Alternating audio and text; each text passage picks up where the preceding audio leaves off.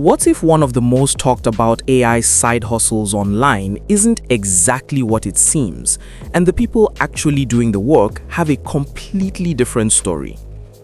If you've spent any time looking for ways to make money online lately, chances are you've come across Outlier. It's often advertised as a platform where you can earn by helping train AI models. Sounds futuristic, flexible, and honestly, a bit too good to ignore. But here's the thing. Once you dig past the polished promises, the real user experiences start to paint a much more complicated picture. So, let's break it down. What it's actually like working on Outlier based on honest feedback from real users. First, let's talk about what draws people in. Outlier markets itself as an AI training platform where you can complete tasks like evaluating responses, improving AI outputs, or labeling data. For a lot of people, especially freelancers or those looking for remote income, this sounds like a dream. No advanced degree required, flexible hours, and the idea that you're working on cutting-edge technology. It's a strong pitch. And to be fair, some users do report positive experiences. They mention that the onboarding process is relatively straightforward. You sign up, go through some training modules, pass a few assessments, and you're in. For those who get approved quickly, it can feel like you've just unlocked a new income stream. But this is where the experience starts to split. A major point that keeps coming up is inconsistency. Many users say that after getting accepted, work availability is unpredictable. One week you might have tasks lined up, and the next, nothing. No clear explanation, no schedule, just silence. And if you are relying on it as a steady source of income, that unpredictability becomes a serious problem. Then there's the issue of task clarity. Some users mention that instructions can be vague or overly complex.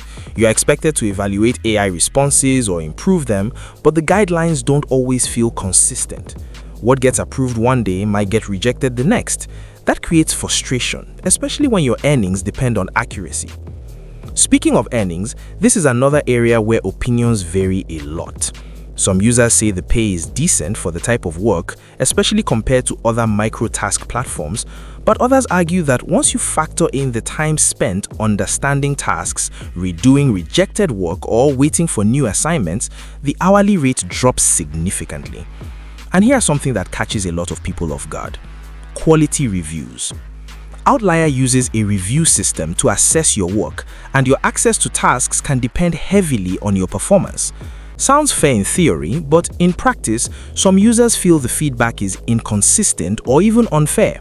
You might receive a low score without a clear explanation, and suddenly your task access is reduced or paused. Now, let's talk about support, because this is where things can get frustrating quickly. A common complaint is the lack of responsive customer support. When issues come up like payment delays or account restrictions, users often report long wait times or generic responses. And when your money or access is on the line, that lack of communication can feel like a dead end. But it's not all negative. Some users treat Outlier as a supplemental income stream rather than a primary one, and for them, it works. If you approach it with the expectation that it's occasional work, not guaranteed income, the experience tends to be more positive. It becomes less about reliability and more about opportunity when tasks are available. There's also a learning curve. People who stick with it and adapt to the platform's expectations often say it gets easier over time.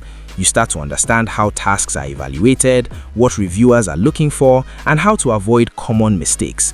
But getting to that point requires patience, and not everyone is willing to push through the initial frustration. So what's the honest takeaway?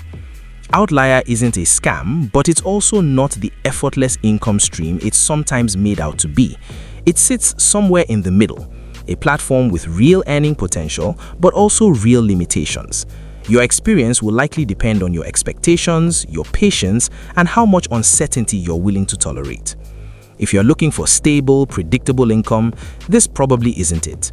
But if you're okay with something flexible, occasional, and a bit unpredictable, it might be worth exploring. At the end of the day, the biggest mistake you can make is going in with the wrong expectations.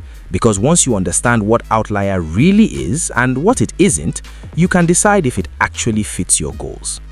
With that said, thanks for watching, and until next time.